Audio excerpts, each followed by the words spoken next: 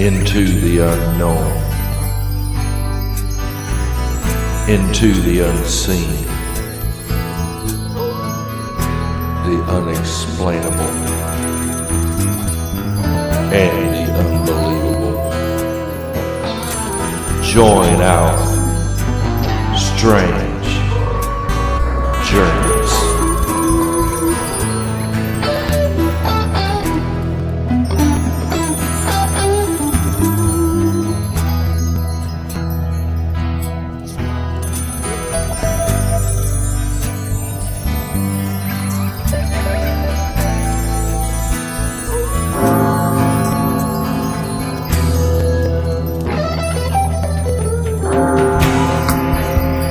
Are you ready?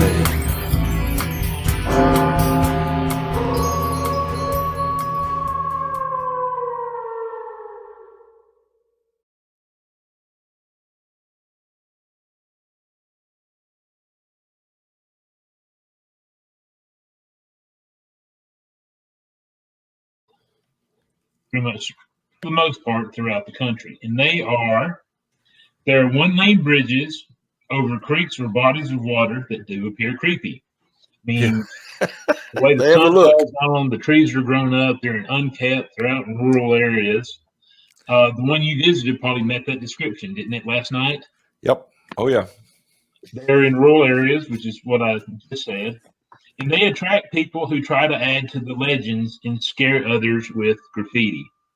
Even the book I used in my lore of Crybaby Bridge in Hartselle had pentagrams painted on it, enter at your own risk, spray painted on there. Yeah. The one you showed, the person is still here. Yep. And that's a great one. But, growing up in Gunnersville, we had our Crybaby Holler. Part of the legend there was if you go park your car and put a Baby Ruth candy bar on your vehicle and leave and come back, and there'll be a bite taken out of it. Well, of course, there'll be a bite taken out of it. Squirrels love nuts. That's Baby Ruth bars. And that's not to say that people don't have haunting experiences over these bodies of water. But typically, it's more folklore that has grown up around different things. Especially, they became much more prevalent as automobile traffic became more and more prevalent. Because I can't imagine in the 1800s somebody stopping their wagon to see if baby footprints appear on it. Yeah. True. But they make great ghost stories, and we love to be scared. Oh, God, yes, that's right. And it gives teenagers something to go do, see how scared they can be. Yep, exactly. Lewis commented in our private chat. Let me share this with you. Somebody in Ohio did the Crybaby Bridge project. strangeandspookyworld.com Crybaby Bridge project. Yep, I actually looked at that when I did my book. Yeah, cool. So that would be a great place to go if you want to dig into some. These are just in Ohio, correct? Yes. Yes, the Ohio Crybaby Bridge project. Okay. Cool. Well, yeah. Those of you that are in Ohio. Greg, there's your website. strangeandspookyworld.com Crybaby Bridge project. All right, we're going to get to Tim's next story that he brought to me. And this one has a unique closure to it, Tim. This one here is actually out of Emporia, Kansas, which is Emporia is only about 45 minutes from where I live. It's not very far away. It's over the Rocky Ford Bridge, or what they call the Bird Bridge. It's just south of the city of Emporia. Rocky Ford used to be one of the places. The Santa Fe Trail actually crossed the state in about 8 different places. Rocky Ford was one of the places that they would take the wagons across. It was shallow enough that they didn't need a bridge, so why they ever put a bridge there, I still don't know. But in the 1970s, there's actually a local minister and his mistress that just happens to be this church's secretary that decide that the best way they can continue their relationship is to murder their spouses. They do this by first they actually ambush the secretary, convinces her husband to go out on a drive in the country roads with them. This would be the 1970s. They're out driving. They come across a minister's car broken down next to the side of a road, and he's up underneath the hood.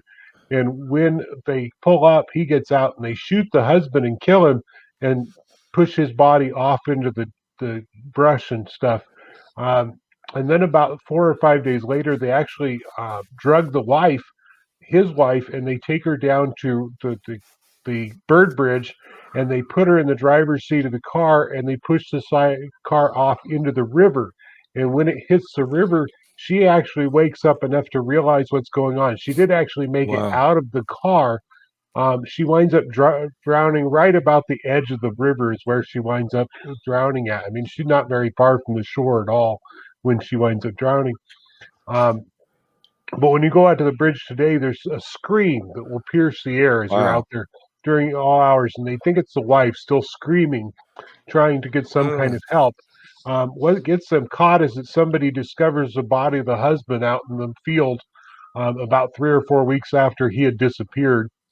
And at which point the secretary comes clean and tells everything to the local authorities about what's going on. They actually made a movie of this, a made-for-TV movie. I'm trying to remember what it was called. Murder Ordained. Yep. Yeah. Because it made national news. It was one of the first times that they could trace, here's a minister that killed his wife and the mistress's husband so they could be together. I'm sure it's happened before. Right. Yeah. Wow. I'd actually found a trailer for that on YouTube, but it was about 3 minutes long of 70s music and and movie acting. So I didn't want to put all of you and our watchers through all that. I've heard it was not a very good movie either.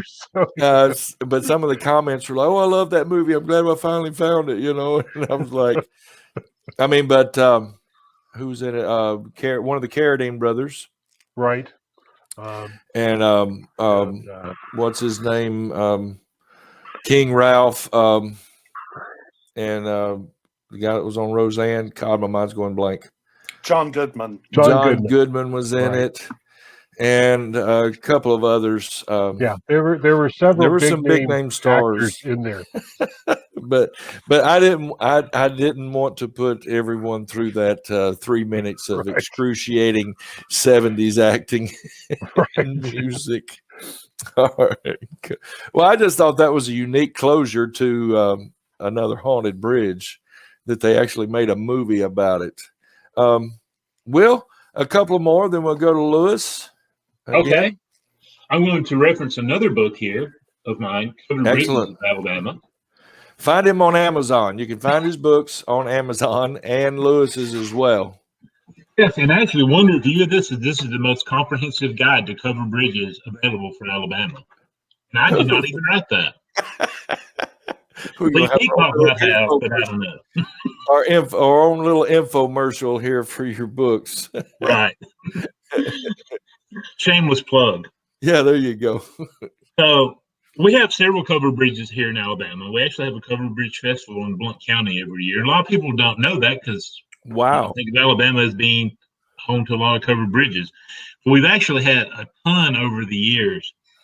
But this one involves Alabama's famous outlaw sheriff, which this is his picture right here. Yeah.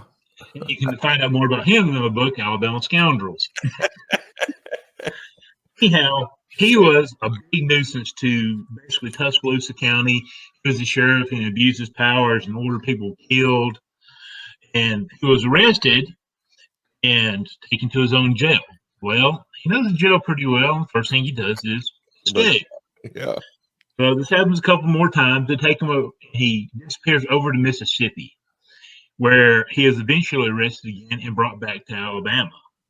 Well, they'd had enough of him at that time, and basically they quick trialed him and decide he needs to hang for his crime. And they take him out on the Alamucci Bridge, which is right there. Cool. I have time to send you pictures ahead of time. I'm sorry. That's okay. That's okay. Where they hang him. Now, some say there's two different stories of it. Some say he was hung from rafters inside the bridge. Some say that he was hung from a chinaberry tree that was set just outside of the bridge. But today, you can go through there and hear him hanging, and the crowd cheering or guffawing or whatever they're making from him hanging, or you can see the chinaberry tree swaying with no breeze. Oh, So wow. Alabama's Outlaw Sheriff is one of my favorite stories. Cool. And Your friend chimed in. Julie said, I remember leaving the Baby Ruth. Baby Ruth Bridge. Some guns we were talking about earlier. Yep. She and I used to hang around for a while and do these kind of crazy adventures. Oh, cool. In Gunnersville. And when I was researching to cover bridges in Alabama, I visited every single site that I could. Matter of fact, for every book I've written, I've visited all the sites. Wow. But one of the stories of a bridge that is now gone is actually destroyed by fire in the 90s. There was a haunted postman in his wagon that would go across the bridge every day. During his route, he'd gone off the bridge during a very rare ice storm in Alabama, which we actually just experienced here this past week. Right. But his wagon had gone off with the horses, and even in the afterlife, he was so intent on doing his job, his wagon would still go across to deliver the post every day. Wow. That bridge, the foundation of it is still there. You can actually go. They cut the road off that went to it originally. It was there until the 90s. But you can still get to it today. And it was just a very eerie place to be around. Yeah. And this is not necessarily bridge related, but it is automobile related. In Huntsville, they have a place called Hell's Gate. Supposedly, if you drive by there, a car will come out from behind you and the headlights will chase you down the mountain. Right. Well, this is no one of those things you hear in multiple places. That's the Whitesburg Bridge in Huntsville, isn't it? I got it off a website that said it was Hell's Gate Bridge. That's not Hell's Gate's not actually a bridge. It's an actual set of big iron gates. That picture is the Hell's Gate Bridge in Oxford, Alabama. Oh, okay. Oh, yeah. Okay. All right. So you're talking about something different. I'm sorry. Yes. Wrong picture. Wrong picture. But I was going to give you a personal experience. There we go. Go ahead. Where I grew up in a little town called Claysville, Alabama, we had a very similar story, but it was a cemetery that was built on the side of a mountain.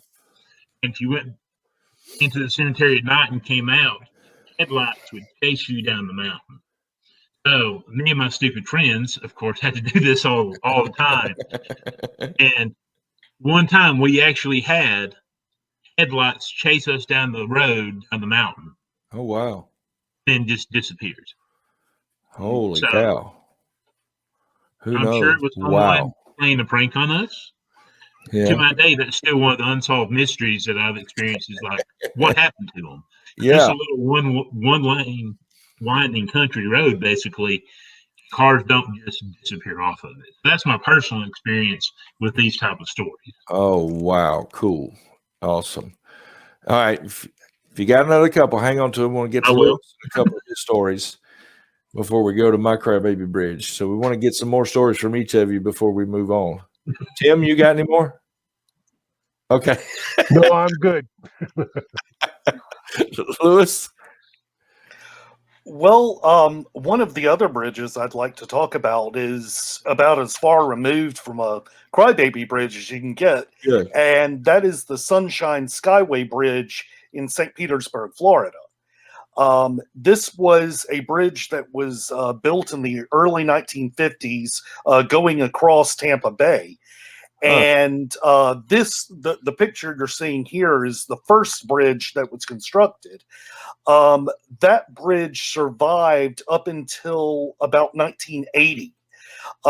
In May of 1980, early one morning, a heavy fog settled around the bridge, and there was also a heavy storm that came up, and a ship trying to navigate underneath the bridge ended up running into one of the bridge supports. Oh, wow. And the bridge proceeded to collapse. There were, I think it was 6 cars, a truck, and a Greyhound bus, all plummeted into Tampa Bay. There were about 35 people killed. And of course, because part of the bridge was out, there were actually 2 bridges that ran parallel to each other, each carrying a different lane of traffic.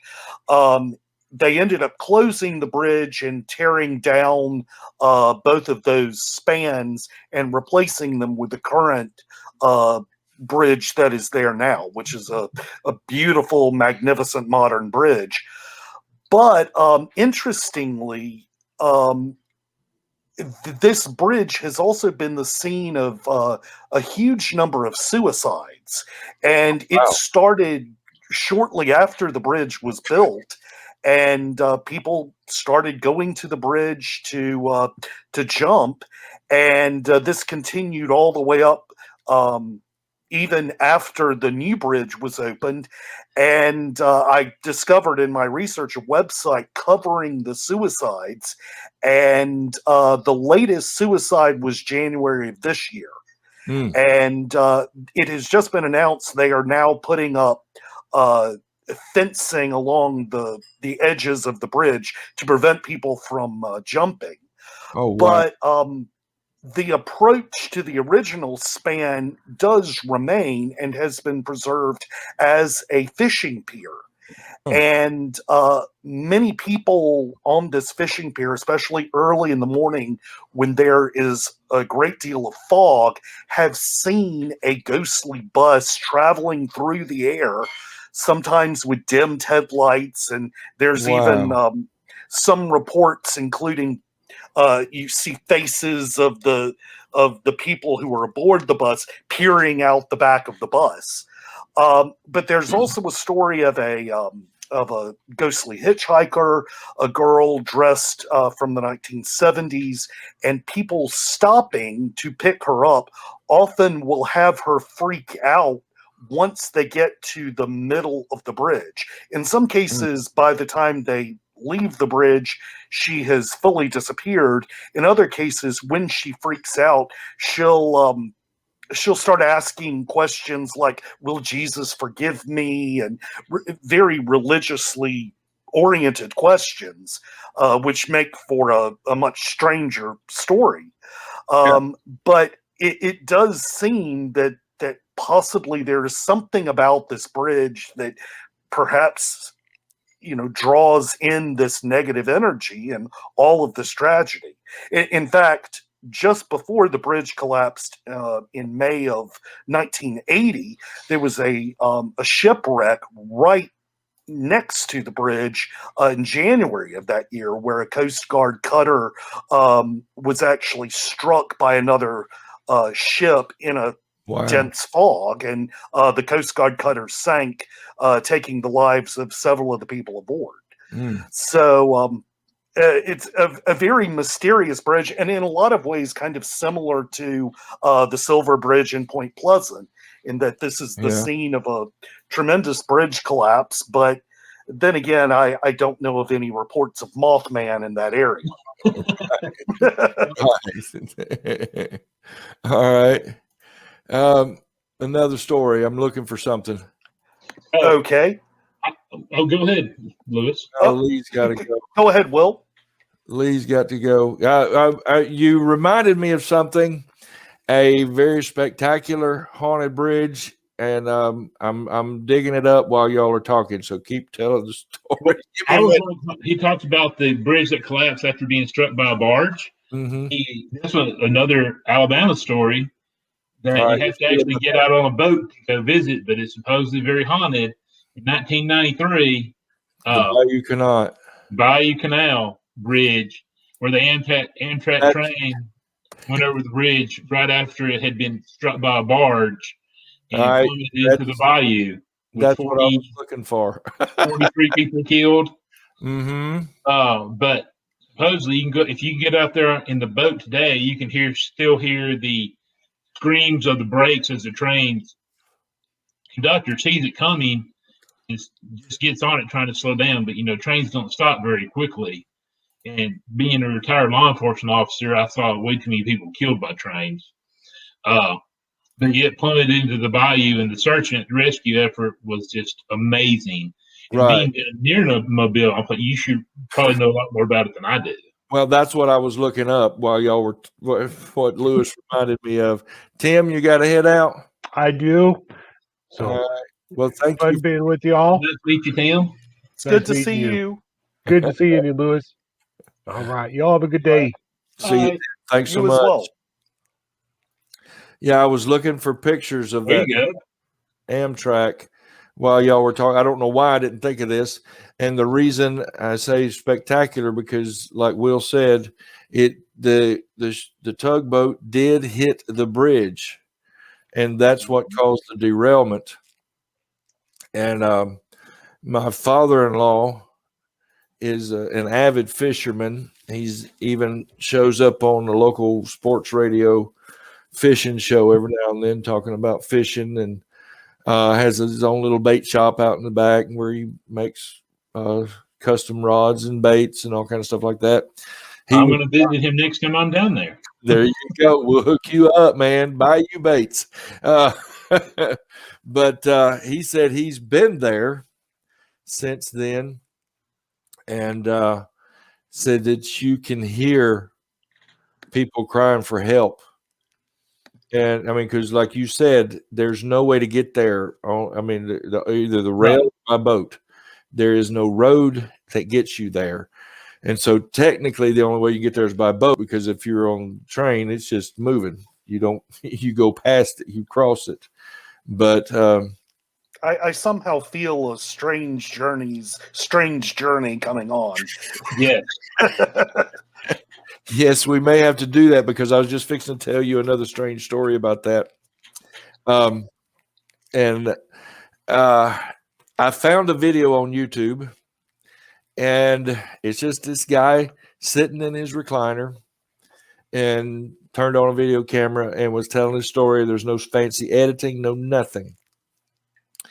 And he has all the details in the video. And again, I should have thought about Bayou Connaught, because that's a haunted bridge. I don't know why it didn't even come to me, because I was actually digging into this a couple of months ago, thinking I want to do a show about that wreck on the anniversary, which is in, didn't you say is in September? September 1993. Yep, September 22nd. And so I was eventually wanting to do a show on it. But anyway, I was watching this guy, and he said he had been a bus driver down in Gulfport, I think it was. And he was running the night shift, late evening, whatever, into the night, a bus route in downtown. And a guy got on the bus and said, "Can you take me onto the bus station?" And he said, "Well, it's not on my route, or it's later on in my route. It's not, I can't do it right now." He said, "But I got to make this train. I've got to get to the train station." I said bus station. "I've got to get to Amtrak station." So the guy looked, the bus was empty. It was a slow night. So he's like, "Hey, what the hell?" So he takes him on to the Amtrak station, and he makes it with minutes to spare and gets on the Sunset Limited. And because he was the last person getting on, he was more toward the back. And the guy said that the bus driver didn't think anything more about it. Finishes his route. He didn't get caught, so he didn't get in trouble, goes home, gets up the next morning, is watching the news and sees all this. And they're interviewing a man who was at the back of the train, who helped pull the injured and dying off of the train. And it was the man that he helped get to the train station. Wow. And the point of his video was, what if I hadn't have gotten him there in time? This guy wouldn't have been there to save all those people. So come the anniversary, we'll have to do a show on the Bayou Connaught. All right. I think we need to get a boat and go out there and do the show live from the scene. Yes. Getting Wi-Fi would be a problem. Okay, pre-recorded. Yeah, okay, may have to do that. All right, one more story from each of you, and I'm going to talk about my experience at our Crybaby Bridge. Lewis, one more story. All right. There is a road, or it's actually two roads, north of the small town of Rural Hall, North Carolina. And these roads are Edwards Road and then Payne Road. And these are both roads that for a number of decades have had all types of folklore associated with them. But it seems that this folklore, some of it has been taken piecemeal from other stories, but then kind of added on to some of the folklore that actually does exist in this area. But there is a bridge right along Payne Road, or Edwards Road, excuse me, where people will frequently go out, and you're told that the ritual is to roll down your windows and stick your head out and whistle the tune Dixie. And people will do that, and this ghost will appear. Wow. There is a story that several teenagers, a young man and two young women, had gone out there to investigate, and they drove out onto the bridge, turned off their car, and after whistling Dixie, they were not able to get their car started again. They had to push their car off of the bridge, and then it eventually started up. But there's another story with a teenage couple who had gone out there, and they turned their car off, and they opened the window, whistled Dixie, and then there was a storm coming up, so their car was not working. So the young man gets out and goes around the front, looks at the engine, and while he's standing out there, there's a flash of light and a flash of lightning. A moment later, he slams the hood shut, comes running back in, and he's just as white as a sheet. They're able to get the car started and drive off. And so after they drive off, the young man reveals to the young woman that, in fact, he had seen a spirit in that flash of light. Now, Wow. the story of this road, the legend speaks of the Payne family as being cruel slave owners. And one of the more gruesome stories is that Mr. Payne, who had a wife and several children, ended up murdering his entire family after he discovered that his wife was cheating on him. And to punish her, he tied her to a chair in the living room. He had each of the children come in and kiss her before he took them upstairs and murdered them. Sure. And then, of course, at the end of all of that, murdered his wife. Yeah. That story did not happen. But it is taken from a nearby ghost story, the story of the Charlie Lawson murders, where a man in 1921 on Christmas Day shot his entire family to death. Wow. And then walked into the woods and shot himself to death. And this was a very well publicized story. And so it's not unheard of that story piecemeal would make it into the folklore of this small town. But there is a gruesome story involving the Edwards family that did live along this road. And the most gruesome element took place in 1951, where a man by the name of Frank Edwards decided to kill himself, and he drove his truck into a shed just off the road and lit a stick of dynamite and laid down in the bed of his truck with that dynamite and blew himself to pieces. Yeah. And thereafter, he had a number of siblings, 4 of whom did commit suicide, though not on that property. but over time, that property has become known as being haunted. They believe mostly because of this legend involving the Edwards family, but then of course they've added to it, and it makes for just a really fascinating story. And there's enough legend there that there is even a big Facebook group devoted to just this story. Wow. On Payne Edwards Road. Wow. I'm going to have to check that Facebook group out. Yeah. Oh yes, yes. When you said the couple on there, I was expecting them to drive off, and when they pull to stop and he goes around to open her door, they find a hook on Yes. the door handle. I was excited. I'm sorry. We're Oh. talking urban legend and myth. Yes, yes. All right, Will, give me a couple more, one or two, before we go on to my Crybaby Bridge. Okay, I'm gonna close out with, I love urban legends, obviously. Yeah. A great urban legend from the South, Louisville, Kentucky. Okay. Pope Lick Monster.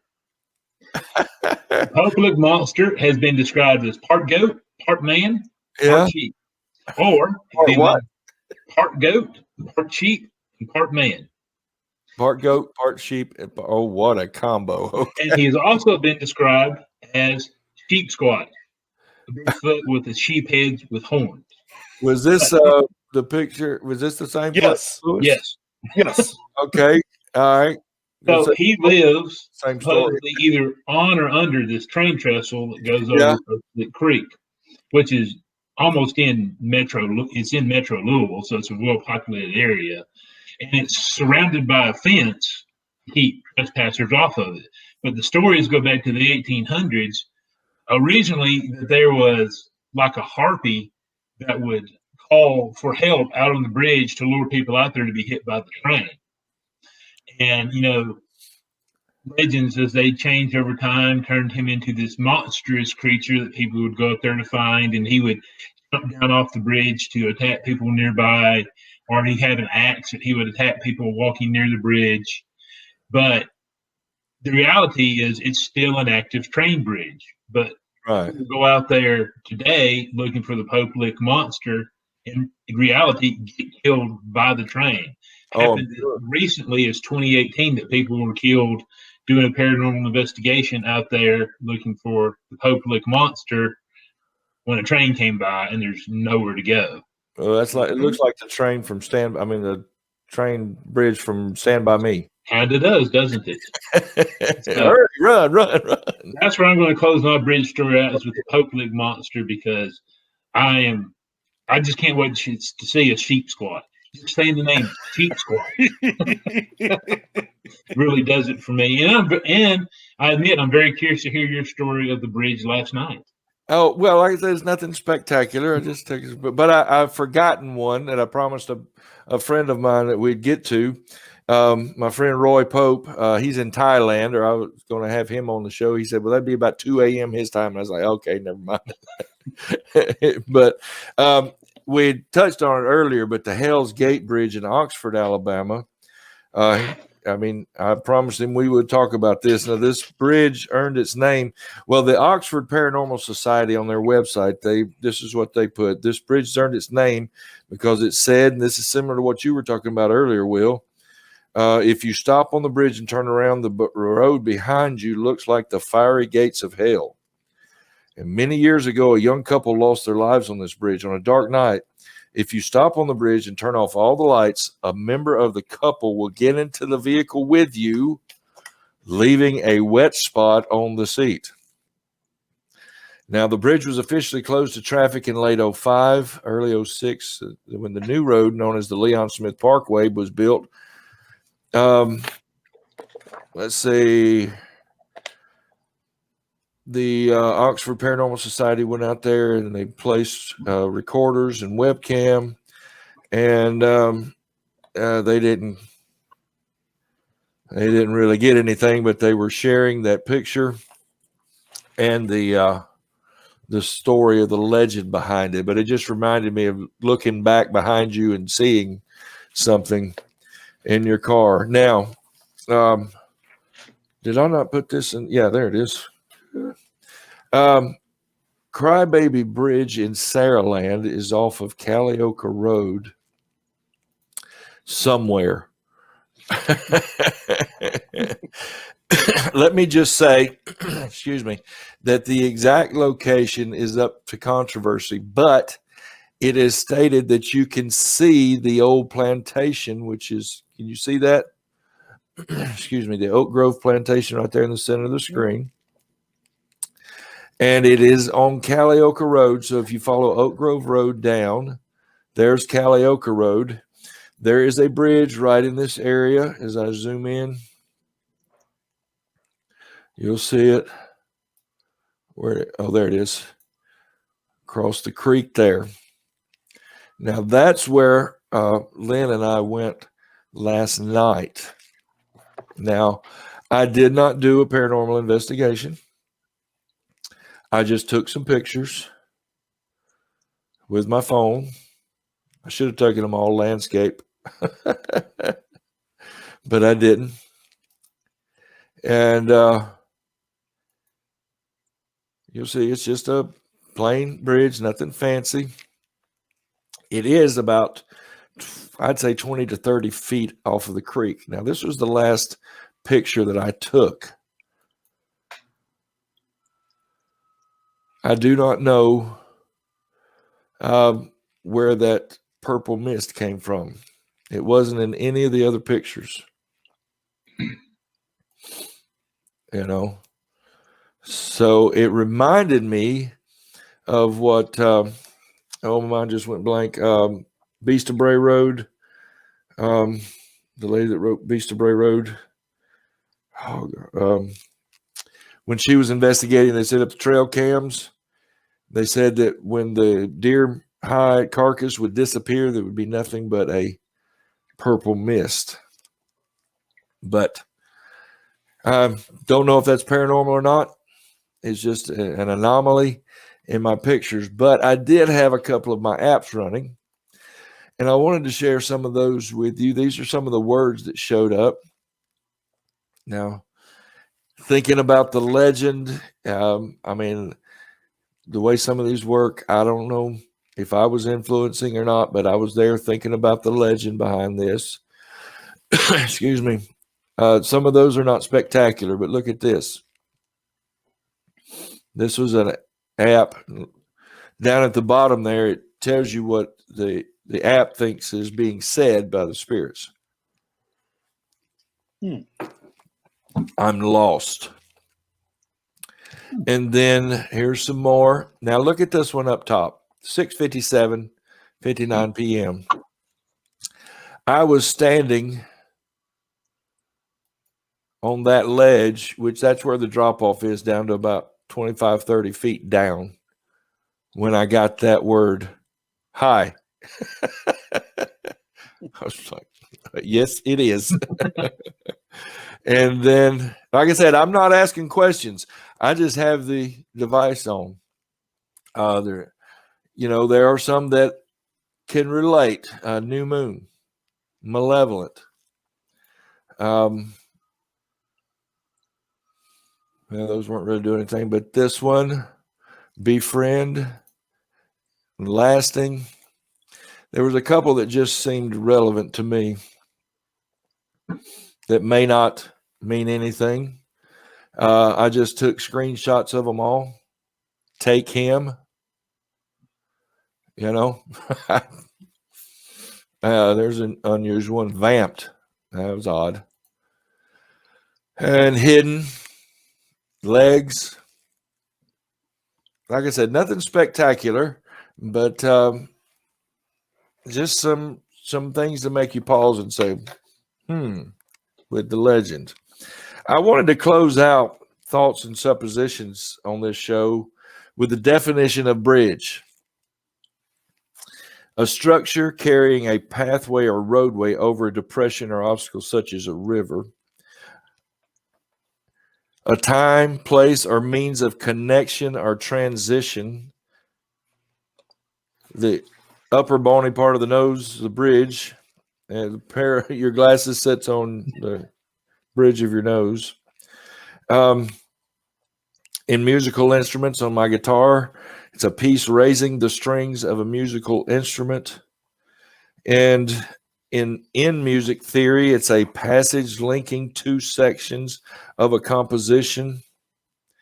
And in chemistry, it's a connection that joins two different parts of a molecule.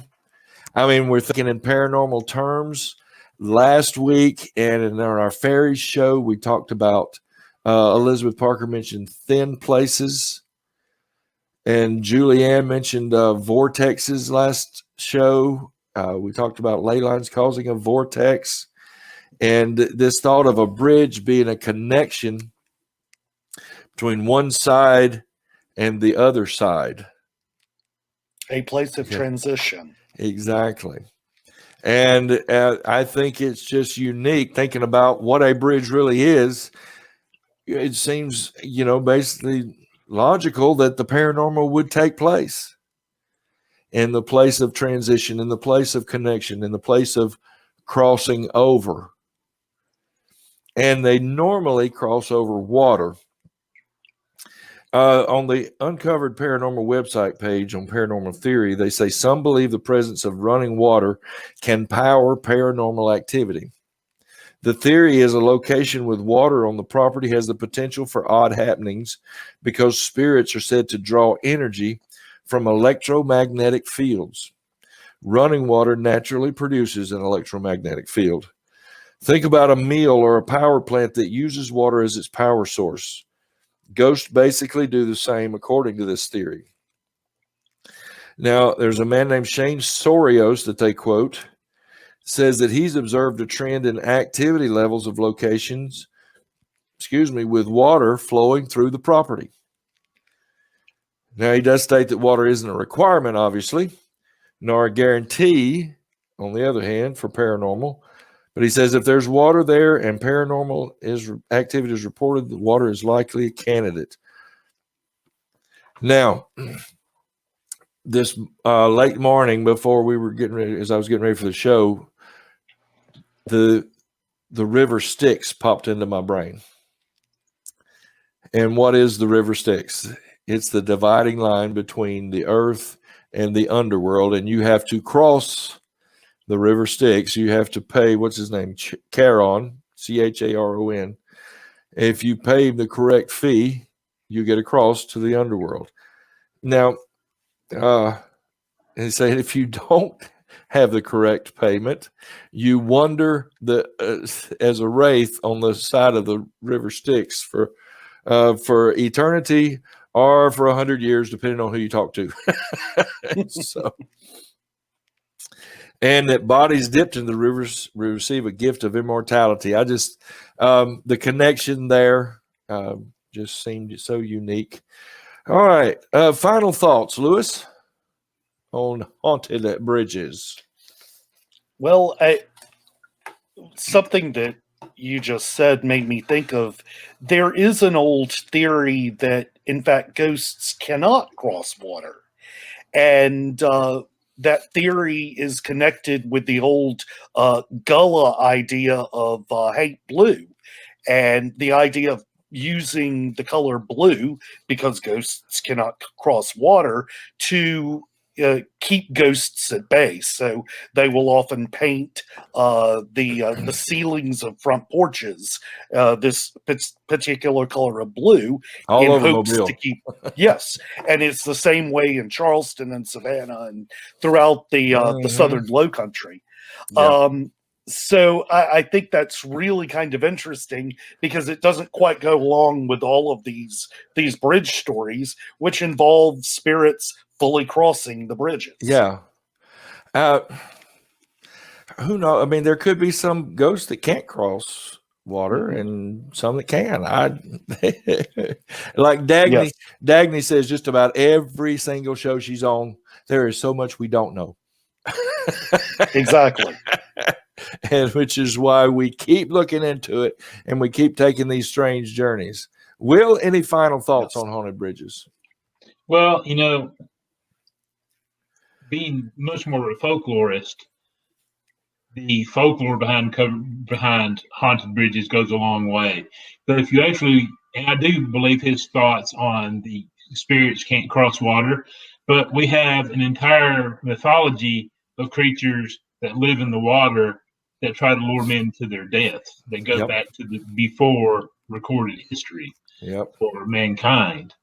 And they can take many forms. And if they truly are hauntings, it could be a spirit such as that or a creature such as that that that are creating these things that we call hauntings, because that's the way our minds can explain them. Right. Mhm. That makes sense. I've had a great time in here. It's been very informational listening to all you guys. Well, I think it was awesome. We're going to have you back. But you just reminded me of something. Seems like every show this weekend or this season on Strange Journeys, there's been connections to other shows that we've done. It's like it's all connected.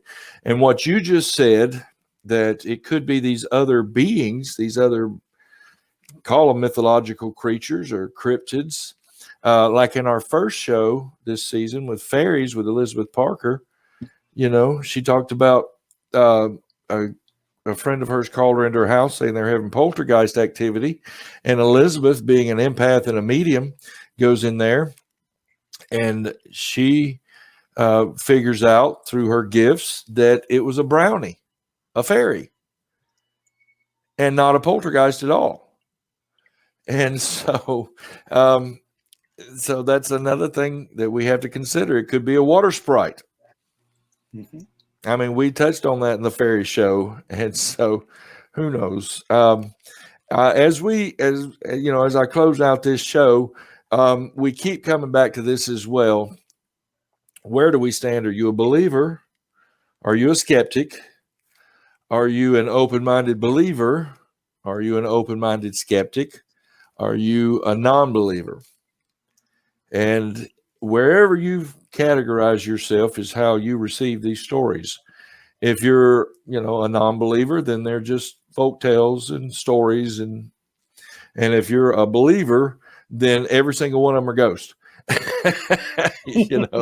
They're all paranormal, and which I'm an open-minded skeptic. So I see a good, healthy dose of all of it. Can I say something about that? Certainly.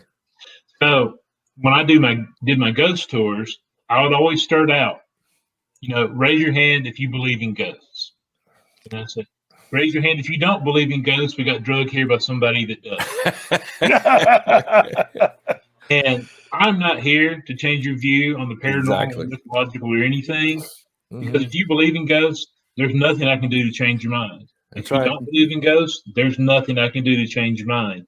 But this is about keeping up the storytelling. This is about talking about history and all the different things that come before us. And more than that, it's good to scare yourselves. It's good to have fun.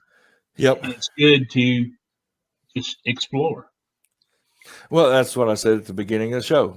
We're just here because we enjoy. This is fun. We have fun with it. We enjoy talking about it. But like my dad, before he passed away, he was reading a book on the H.L. Hunley. He was digging into history. And, the Hunley being the first submarine ever built that was used in battle, was built in Mobile. And Lewis, we need to talk because we need. I was telling Will before you got on. Next time y'all are in Mobile, we got to go visit Boynton Oak and see if we can figure out what the hell's going on. Which tree is it? But also, the building that Hunley was built in is still standing, but I'm trying to figure out exactly where. Some sources say it's up on Royal Street. Yours puts it, I'm trying to remember where. I put it on the campus of University of South Alabama. Right. And it was connected to the Siemens Bethel. But we got to figure out which one it is, because I'd really like to know, because that's what I was saying. My dad was getting involved in historical subjects before he died. Julie said, love the show. Very interesting. Thank you for being here, Julie. As we close out, just remember, if you visit a Crybaby Bridge, don't leave your car. Don't get turn over it the off. bridge, period. Don't turn it off. Don't leave the car. Just drive slowly across the bridge and go on your merry way. All right. Coming up in 2 weeks is, let's see. Coming up in 2 weeks is Elizabeth Parker. She'll be back with us. And I sure appreciate y'all being here. It's time to go, folks.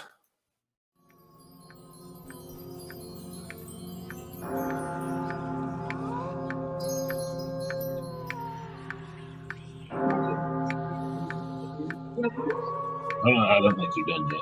The thing's off, but I think we're still. All right, 2 weeks, guys. We want to thank Will over there and Lewis for being here with us again. We're going to have both of you back. You know that. Remember to check out their books, Mobel's Haunted Alabama, Southern Spirit Guide, and Alabama Lore, and your other one, Covered Bridges. And thank y'all so much for being. Oh, one more comment.